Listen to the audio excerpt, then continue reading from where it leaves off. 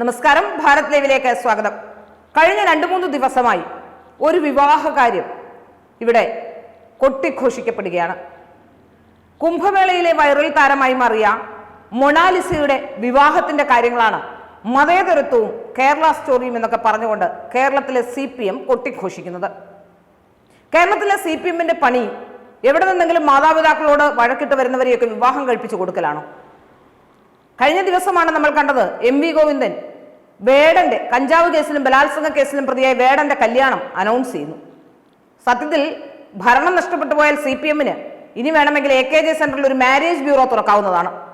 മറ്റ് സംസ്ഥാനങ്ങളിൽ നിന്നൊക്കെ ഒളിച്ചോടി വരുന്ന പെൺകുട്ടികളെ ഇങ്ങനെ മതം മാറ്റി കൊടുത്താൽ എന്താണ് ഇവർക്ക് ലാഭമെന്നറിയില്ല. നിമിഷ ഫാത്തിമയെ മതം മാറ്റിയവർ എങ്ങോട്ടാണ് കൊണ്ടുപോയതെന്ന് കുറഞ്ഞപക്ഷം ഓർമ്മയെങ്കിലും വേണം. ഈ പെൺകുട്ടികളെയൊക്കെ കാണാതാവുകയോ എവിടെയെങ്കിലും നഷ്ടപ്പെടുകയോ ചെയ്താൽ അതിന്റെ പൂർണ്ണ ഉത്തരവാദിത്വം CPMന് തന്നെയായിരിക്കും. ഒരു സംശയവും വേണ്ട. അത്ര കൊട്ടിഘോഷിച്ചാണ് കേരളത്തിൽ ഈ വിവാഹം നടത്തിയത്. ഇപ്പോ ഈ വിവാഹത്തിനെതിരെ അവരുടെ പിതാവ് തന്നെ രംഗത്ത് വരുന്നു. മകളെ അഭിനയിപ്പിക്കാൻ എന്ന വ്യാജേന കൊണ്ടുപോയതാണെന്നും കള്ളക്കേസിൽ കുടുക്കി അകത്തിടുമെന്ന് കേരള പോലീസ് ഭീഷണിപ്പെടുത്തിയെന്നുമാണ് അയാൾ പറയുന്നത്. തിരിച്ചെത്തിക്കാൻ മധ്യപ്രദേശ് മുഖ്യമന്ത്രി മോഹൻ യാദവിന്റെ സഹായം തേടുകയാണ് പിതാവ്. മകളെ തിരിച്ചെത്തിക്കാൻ മധ്യപ്രദേശ് മുഖ്യമന്ത്രി മോഹൻ യാദവിന്റെ സഹായം തേടി മൊണാലിസയുടെ പിതാവ് രംഗത്ത് വന്നിരിക്കുന്നു. ഇത് ലവ് ജിഹാദാണെന്നും മതം മാറ്റാനായാണ് മകളെ തട്ടിക്കൊണ്ടുപോയതുമെന്നാണ് ഇവർ പറയുന്നത്. ഏതായാലും പിതാവ് ജയ്സിംഗ് ഭോസ്ലെയാണ് ഈ വിവരങ്ങൾ അറിയിച്ചത്. നേരത്തെ തന്നെ പെൺകുട്ടിക്ക് പ്രായപൂർത്തിയായിട്ടില്ല എന്ന തരത്തിലുള്ള ആരോപണങ്ങൾ ഉയർന്നിരുന്നു. ഇവിടെ മകളെ അഭിനയിപ്പിക്കാൻ എന്ന വ്യാജേന കൊണ്ടുപോയതാണെന്നാണ് ജയ്സിംഗ് പറയുന്നത്. അഭിനയിക്കാനെന്ന് തെറ്റിദ്ധരിപ്പിച്ച് കേരളത്തിൽ എത്തിച്ച പെൺകുട്ടിയെ ഇങ്ങനെ മറ്റൊരാളുമായി വിവാഹം ചെയ്യുകയായിരുന്നു എന്നാണ് മനസ്സിലാക്കാൻ സാധിക്കുന്നത്. ഏതാണ്ട് സമാനമായ മറ്റൊരു കേസ് നമുക്കറിയാം. അഖില ഹാദിയുടെ കേസാണത്. അഖില ഹാദിയുടെ കേസിൽ ഇതുപോലെ തന്നെയായിരുന്നു. വേ ടു നിക്കാഹ് എന്ന് പറയുന്ന ഒരു ഓൺലൈൻ പോർട്ടലിലാണ് പേര് രജിസ്റ്റർ ചെയ്തതെന്നും അങ്ങനെയാണ് ഷെഫിൻ ജഹാൻ ഭർത്താവായി വരുന്നതെന്നും ഒക്കെ പറഞ്ഞു. ഒരു വിവാഹം നടന്നു എന്ന് പറഞ്ഞു. പിന്നീട് സുപ്രീം കോടതി വരെ നീണ്ട നിയമ പോരാട്ടം, അതിനുശേഷം 1 വർഷത്തെ ജീവിതം, പിന്നീട് കൈമാറിപ്പോകുന്നത് നമ്മൾ കണ്ടതാണ്. അമ്മ മരിച്ചിട്ട് പോലും ഈ പെൺകുട്ടിയെ വിടാതെ എന്താണ് സംഭവിച്ചതെന്ന് പുറംലോകത്തിന് ഇന്നും അജ്ഞാതമായ ഒരു കാര്യം തന്നെയാണ്. എങ്ങനെയാണ് ഈ പെൺകുട്ടി കൺവേർട്ട് ചെയ്യപ്പെട്ടത്, എന്താണ് ഇതിന്റെ പിന്നിലുള്ളതെന്ന്. അതുപോലെ തന്നെയാണ് നിമിഷ ഫാത്തിമ, മെറിൻജംഗം അടക്കമുള്ളവരുടെ ഇവിടുത്തെ IS-ലേക്കുള്ള പോക്കുമൊക്കെ വളരെ ദുരൂഹത ജനിപ്പിക്കുന്ന കാര്യമാണ്. ഇപ്പോൾ ഈ പെൺകുട്ടിയുടെ കാര്യത്തിലും കുംഭമേളയിൽ വൈറലായ ഒരു താരം, ഈ പെൺകുട്ടി പറയുന്ന പെൺകുട്ടി ഫേസ്ബുക്കിൽ നിന്ന് പരിചയപ്പെട്ടതാണെന്ന്. എന്നാൽ ഒരു സിനിമയിൽ ഇവരെ രണ്ടുപേരെ നായികന്മാരെ അഭിനയിപ്പിക്കാൻ വേണ്ടി കേരളത്തിലെ ഒരു സംവിധായകൻ കൊണ്ടുവരുന്നു. അവിടെ നിന്നാണ് പരിചയപ്പെട്ട തരത്തിലുള്ള ഒരു നറേറ്റീവുകളുമുണ്ട്.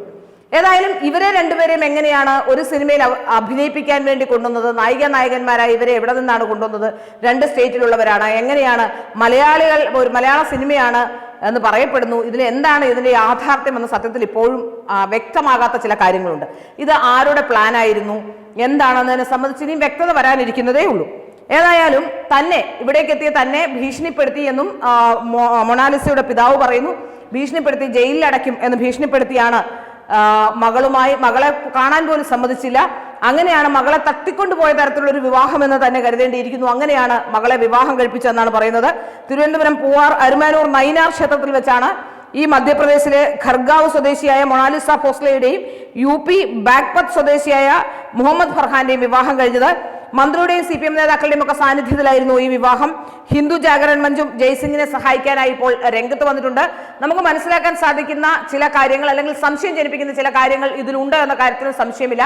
അവിടെ നിന്നും ഒരു പെൺകുട്ടി എത്തുന്നു, ആ പെട്ടെന്ന് വിവാഹം നടക്കുന്നു, പെട്ടെന്ന് വിവാഹ സർട്ടിഫിക്കറ്റ് കൊടുക്കുന്നു. കേരളത്തിൽ നിയമപരമായി വിവാഹം കഴിച്ച ഒരാൾക്ക് പോലും വിവാഹ സർട്ടിഫിക്കറ്റ് കിട്ടാൻ എത്ര താമസമാണ് എന്നുള്ളത് ആലോചിക്കുമ്പോഴാണ്, അത് രജിസ്റ്റർ ചെയ്യാൻ എത്ര താമസമാണെന്ന് ആലോചിക്കുമ്പോഴാണ് ഇത്തരത്തിലുള്ള കാര്യങ്ങളൊക്കെ വളരെ വേഗത്തിൽ നടക്കുന്നു എന്നുള്ളത് നമുക്ക് മനസ്സിലാക്കാൻ സാധിക്കുന്നത്.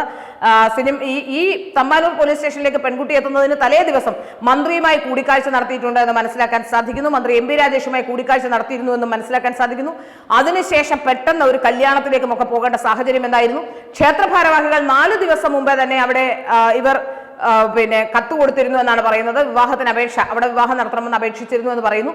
തലേ ദിവസം പോലീസ് സ്റ്റേഷനിലേക്ക് എത്തുകയും പോലീസ് സ്റ്റേഷനിൽ ഹാജരായി പോവുകയും ചെയ്ത പെൺകുട്ടി വിവാഹ ദിവസം അന്ന് തന്നെ വിവാഹം നടക്കുകയും ചെയ്തു. ആ ദിവസം വിവാഹം നടക്കുമ്പോൾ എങ്ങനെയാണ് 4 ദിവസം മുമ്പ് ഇത്തരത്തിലൊരു തീരുമാനത്തിലേക്ക് എത്തി എന്നുള്ളത് വളരെ ദുരൂഹമാണ്. ഇതുമായി ബന്ധപ്പെട്ട ദുരൂഹതകൾ തന്നെയാണ് നിലനിൽക്കുന്നത്. ഈ പെൺകുട്ടിയുടെ വിവാഹവുമായി ബന്ധപ്പെട്ട് ഒരുപക്ഷെ കുംഭമേളയിലേക്ക് പെൺകുട്ടി വരാനുണ്ടായ സാഹചര്യം, കുംഭമേളയിൽ എത്തിച്ചേർന്ന സാഹചര്യം ഒക്കെ നമുക്ക് ചിന്തിക്കേണ്ടിയിരിക്കുന്നു. ഈ പെൺകുട്ടി ഏതെങ്കിലും തരത്തിൽ കരുവാക്കിയതാണെന്ന് സംശയമുണ്ട്. കാരണം വളരെ പ്രായം കുറഞ്ഞൊരു പെൺകുട്ടിയാണ്. ഇതൊക്കെ കാണുമ്പോഴാണ് യഥാർത്ഥത്തിൽ വിവാഹപ്രായം 21 വയസ്സാക്കണം എന്ന് സാധാരണഗതിയിൽ ചിന്തിക്കാൻ പോലും തോന്നുന്നത്. വിവാഹപ്രായം യഥാർത്ഥത്തിൽ 21 വയസ്സിലേക്ക് മാറ്റണം എന്നുള്ളതാണ് ഏറ്റവും പ്രധാനപ്പെട്ട കാര്യം.